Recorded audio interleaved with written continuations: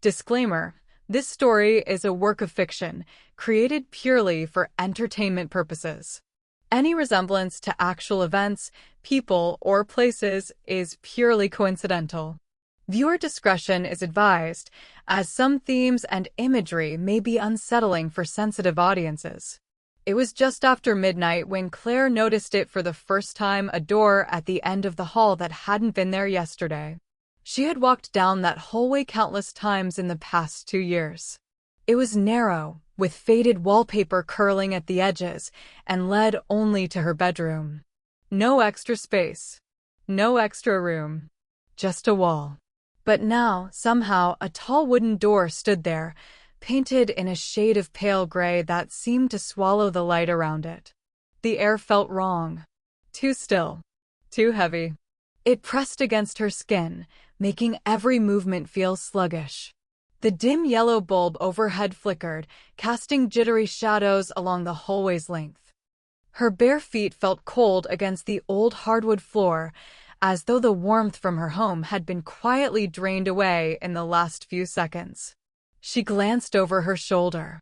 Everything else looked normal: the framed photos of her parents, the dusty side table, the tiny lamp still glowing from the living room. But when her eyes slid back to the end of the hall, the door seemed closer. Not by much, maybe just an inch, but enough to make her heartbeat stumble. Claire wasn't sure if she should move forward or turn away. She was the kind of person who noticed little things: the crooked picture frame, the way the fridge hummed louder when it was about to break. But this wasn't a little thing. This was impossible. A memory stirred in the back of her mind, her grandmother's warning when she was a child: never open a door that wasn't there yesterday. Claire had laughed then, thinking it was just an old woman's superstition. But now, standing in her dim hallway, she wasn't laughing. The door's handle was black iron, curved in a way that seemed old-fashioned, almost Victorian. She swore she saw it twitch, as if something inside was waiting. The sound came next, soft, almost polite. A faint knock. Her breath caught in her throat. No one could be inside. That part of the house didn't even exist on the other side. It should have led to the exterior wall.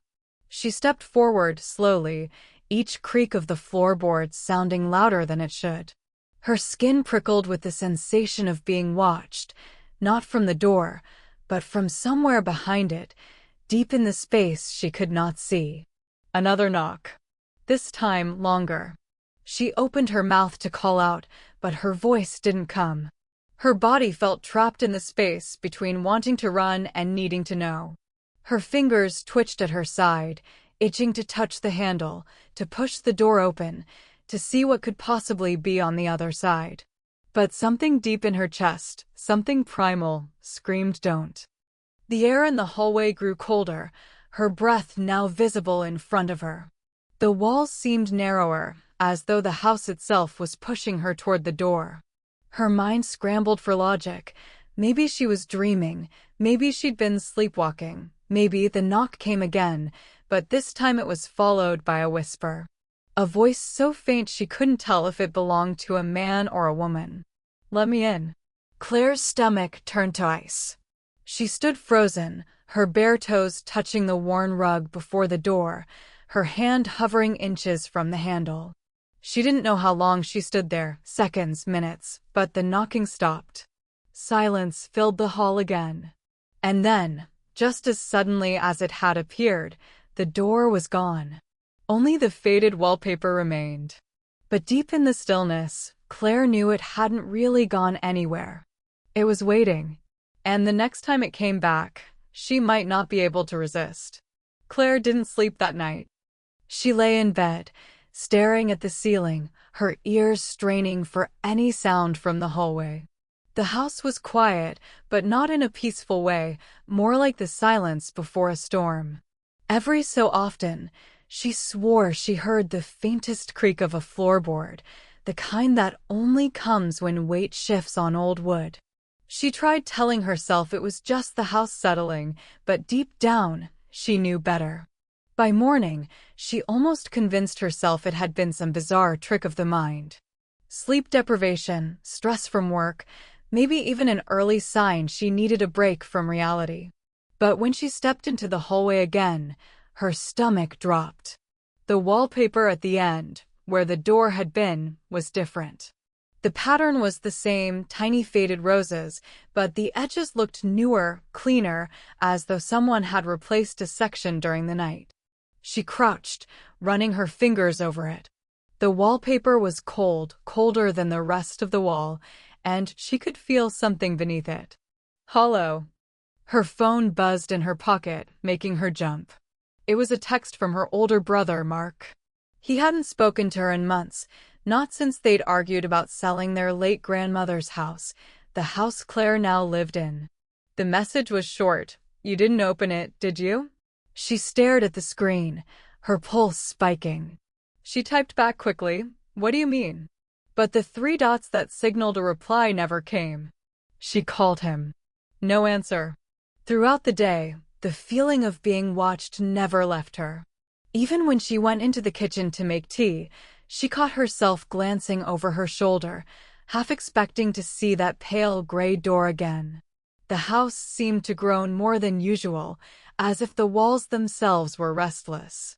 That night, she tried to keep busy TV reading, even cleaning, but the quiet between sounds felt heavier. Around midnight, the bulb in the hallway flickered again. She froze, tea mug in hand, staring at the far end. The door was back. It stood there as though it had always been part of the house, the black iron handle gleaming faintly under the sickly light. Her mouth went dry. She didn't move closer, but she couldn't look away either. The air was so cold it made her shiver, even through her sweater. A low, rhythmic thump began from the other side, like someone knocking slowly, but with great weight behind each strike. Then came the whisper again, faint, almost carried by the cold air itself. This time, it was clearer. "Please, it's so dark here." The voice sounded young. Fragile. Not threatening, at least, not yet. Claire's instincts screamed to run, but something about the tone tugged at her. She thought of a child lost in the cold.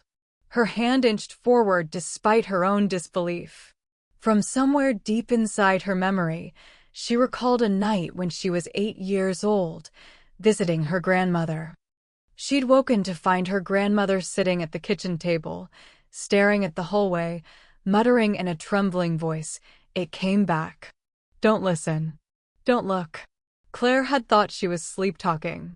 The next day, the subject was never mentioned. The knocking grew louder. Her skin prickled with goosebumps, the fine hairs on her arms standing straight. The shadows along the hallway seemed to bend toward her, pulling her toward the door. And then she heard it, faint footsteps behind the door. Someone pacing slowly, back and forth. The sound was wrong. It wasn't just footsteps, it was like the floor on the other side was hollow, the echo sharp and unnatural. She backed away, heart pounding so hard she could hear it in her ears. The voice shifted suddenly, deeper now, the words scraping like something trying to imitate speech. "Claire, open it." She gasped, stumbling into the wall. The door had no business knowing her name. Before she could move, the bulb overhead popped with a sharp crack, plunging the hallway into darkness. She reached for her phone, fumbling to turn on the flashlight, but when the beam lit the hallway, the door was gone again. Only the quiet, faded roses stared back at her. But in the reflection of the hallway mirror, just for a second, she saw the door still standing there, and the faint outline of a figure waiting on the other side. By the following night, Claire had stopped trying to convince herself it was her imagination. Too many things had shifted in the house. Her keys had gone missing from the kitchen counter, only to turn up neatly placed at the foot of her bed.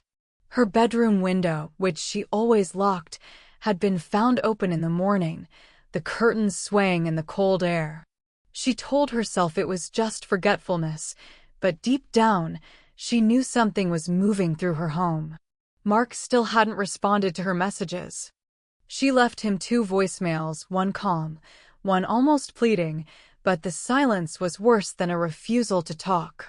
It was as if he knew what was happening and had decided to leave her to face it alone.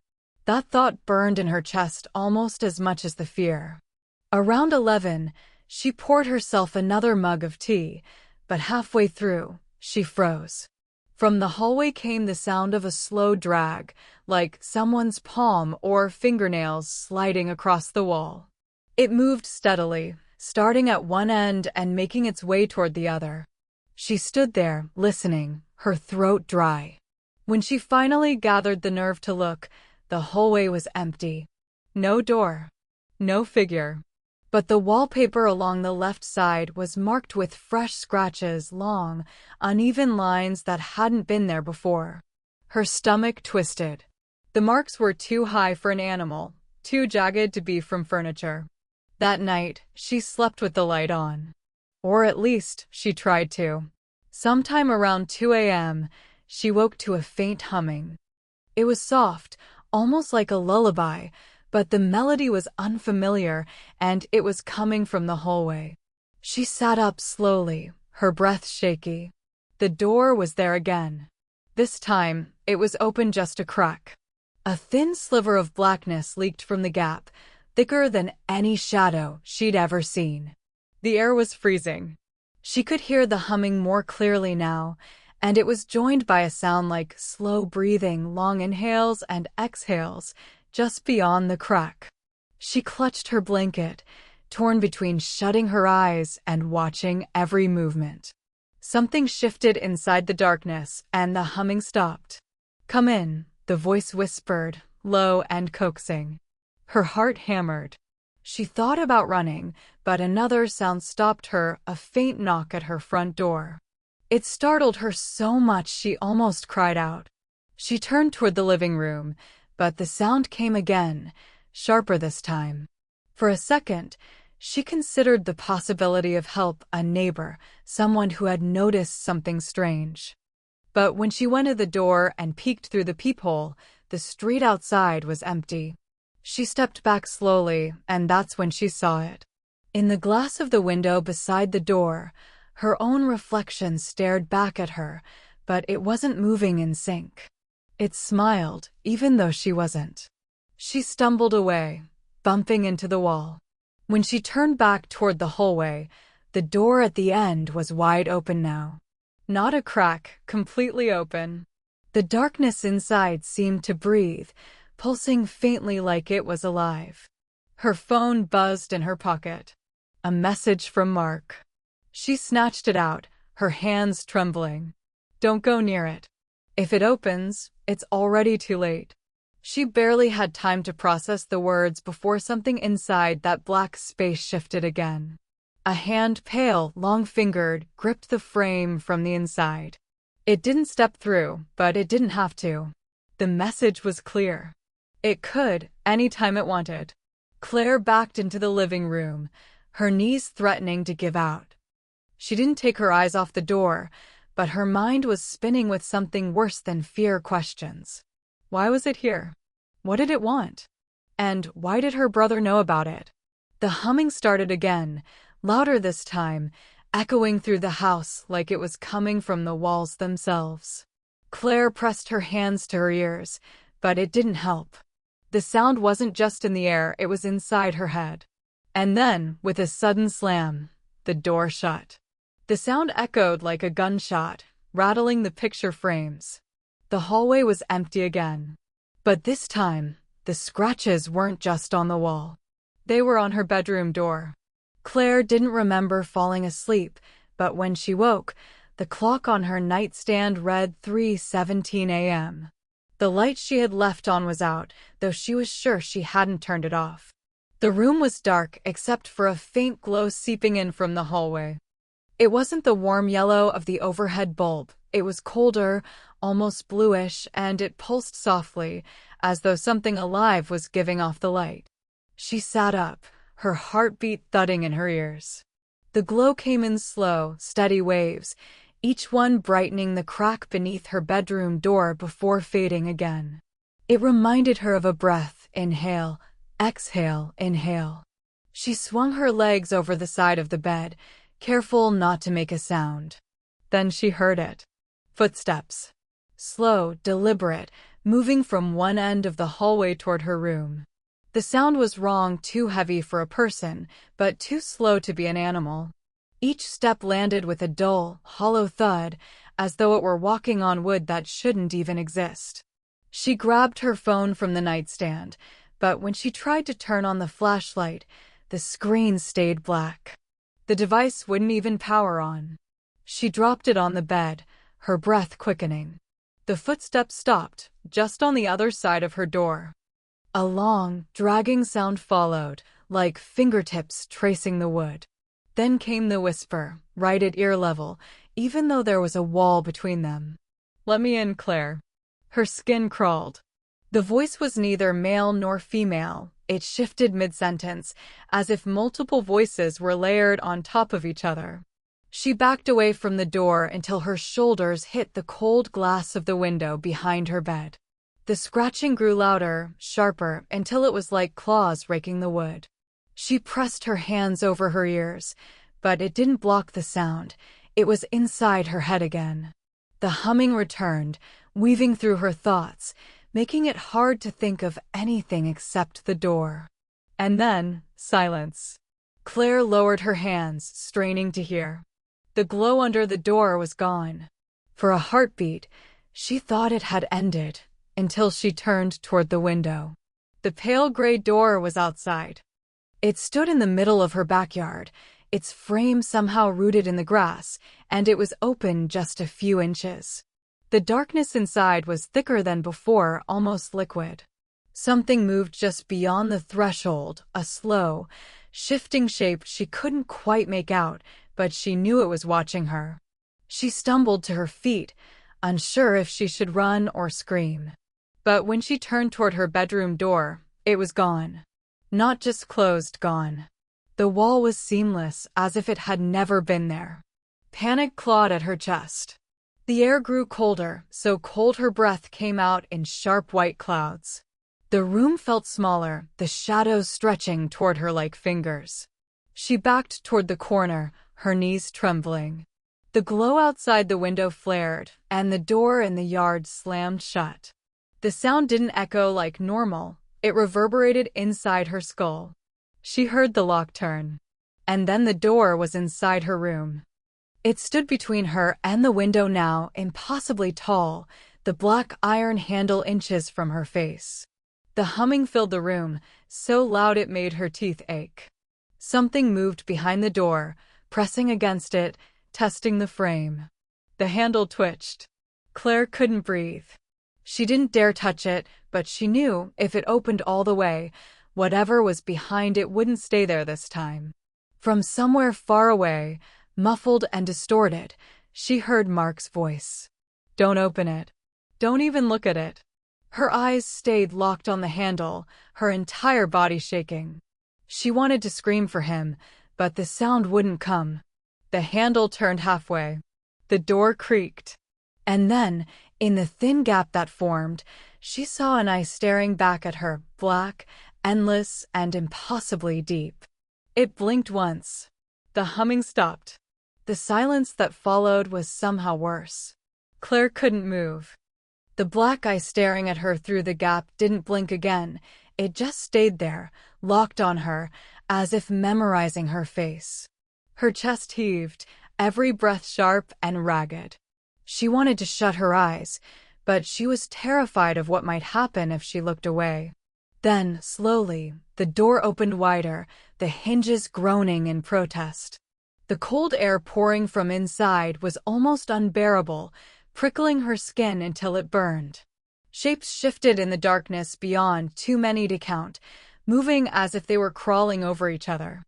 A faint murmur began to rise, dozens of voices whispering all at once, saying words she couldn't understand. She stumbled backward until her legs hit the bed, but there was nowhere else to go. The room felt smaller than ever, like the walls had drawn in several feet.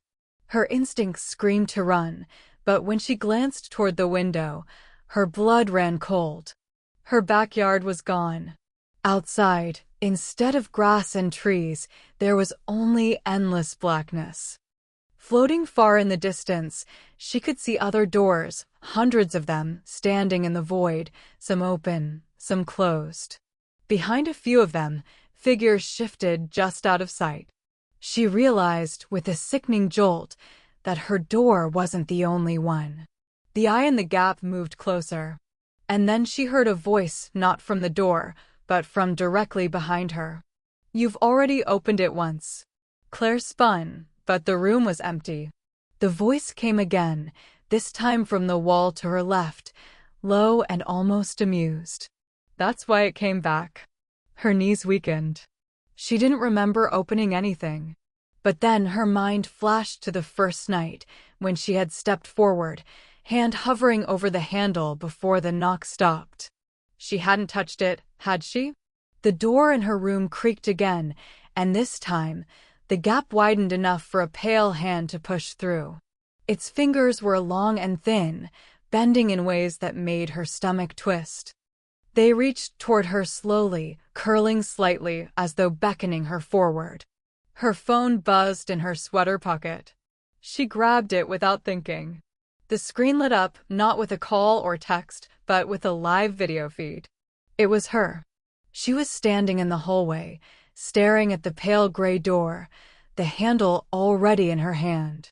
She watched herself slowly turn it, her face expressionless, eyes glassy. The feed went black. Her breath caught in her throat. The thing in the room with her wasn't just trying to get in, it already had. The voices in the dark grew louder, overlapping into an almost deafening drone. The blackness outside the window began to creep inward, swallowing the edges of the room. She pressed herself into the farthest corner, her mind spiraling. There was no door to the hallway, no window she could open, no phone that would call for help. And then she saw him, Mark, standing inside the blackness beyond the door. His face was pale, his eyes wide with fear. "Don't fight it," he said, his voice shaking. "It doesn't stop. It follows. No matter where you go." Her chest tightened. "Mark, what is it?" she whispered. But his answer didn't come. Something yanked him backward into the dark, and the door slammed shut. The humming stopped again, leaving an awful, suffocating silence. Claire's gaze stayed locked on the door, her hands trembling so badly she could barely keep them at her sides. She didn't know if Mark was still alive or if she was. The blackness outside the window pulsed once more. The iron handle of the door twitched. And then came the knock. Slow, heavy, final. What would you do in this situation? Do you think Claire will survive? Claire's back pressed so hard into the corner that her shoulder blades ached. The pale hand through the doorframe curled and uncurled, beckoning her closer, the joints bending with an unnatural grace that made her stomach churn. The cold in the room deepened until her teeth chattered uncontrollably. The humming started again, low and guttural now, vibrating in her bones. She told herself to run, to scream, to do anything, but there was nowhere left to go. The walls had drawn in tighter, her bed now pressed almost against the door, leaving barely enough space for her to stand. The black void outside the window swirled like a living thing, shadows crawling along the glass. Her eyes started to the nightstand. The heavy brass lamp was still there. Without thinking, she lunged for it, gripping it tight in both hands. The cord ripped free from the wall as she swung it toward the hand in the doorway. The metal cracked against those pale fingers with a sound that wasn't quite bone, it was softer, wetter. The thing jerked back with an inhuman hiss, retreating into the dark. The door didn't close. Instead, it opened wider.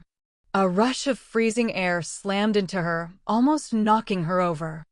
Shapes poured forward, not entirely human, not entirely solid, their outlines shifting and blurring with each movement. They didn't step into the room, but they crowded the doorway, their whispers building into a deafening roar. Claire raised the lamp again, ready to swing, but something stronger than fear rooted her to the spot. From within the shadows, Mark stepped forward again. Only this time, she knew it wasn't him, not really. His movements were stiff, jerky, like a puppet on tangled strings. His eyes were pure black. "You should have let it in the first night," he said, his voice perfectly calm, even warm. "It would have been quicker." Her grip tightened on the lamp.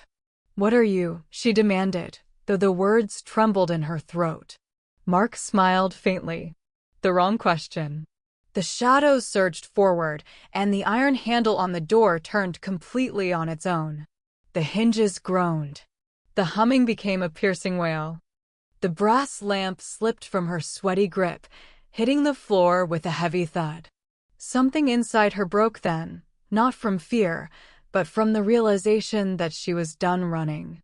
She grabbed the handle of the door, ignoring the icy burn that shot through her palm, and yanked it hard, trying to slam it shut.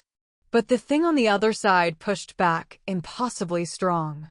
Her feet skidded on the wooden floor, her arms screaming in protest. For a brief second, she thought she might be winning, the gap narrowing, the shadows receding. But then the voice came again, all around her, layered and endless. "You've already stepped through." Her heart stopped. She didn't understand until she looked down. Her feet were no longer on the bedroom floor. Beneath her toes was the same black nothingness she had seen outside the window, stretching endlessly in all directions. She gasped and looked behind her. Her room was gone. The corner she'd been standing in, the bed, the lamp, it had all dissolved into the void. The door now stood alone, floating in the dark, still in her grasp. On the other side, she could see her bedroom exactly as it had been, warm lamplight spilling across the bed.